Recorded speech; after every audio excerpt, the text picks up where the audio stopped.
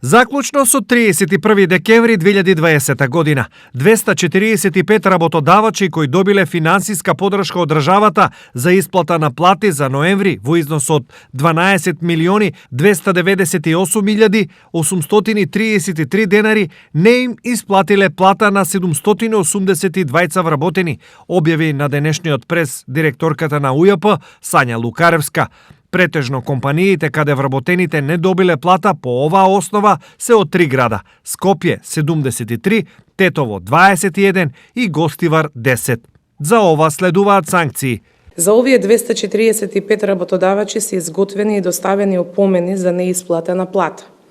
За работодавачите кои по доставената опомена нема да извршат исплата на платата и уплата на социјалните придонеси во рок од една седмица, ќе следи спроведување на присилна наплата на плата со блокада на парични средства на нивните трансакциски сметки и пренос на средствата на сметките на вработените лица и на уплатните сметки за јавни приходи. УЈП открила дека овие компании имаат и други прекршувања на законот. Една таква контрола на целна група од десетина компании покажала дека тие не само што не им исплатиле плати на вработените од државната помош, туку и претходно во континуитет не исплаќале плати.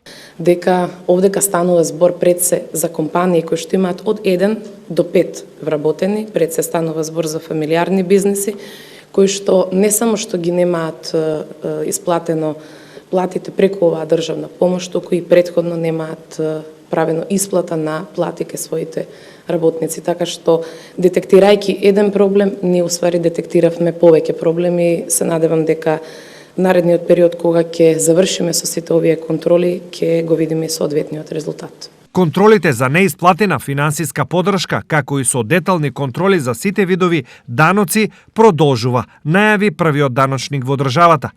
Во координација со Државниот инспекторат за труд, контролите за почитување на оваа финансиска дисциплина кај компаниите ќе биде засилена.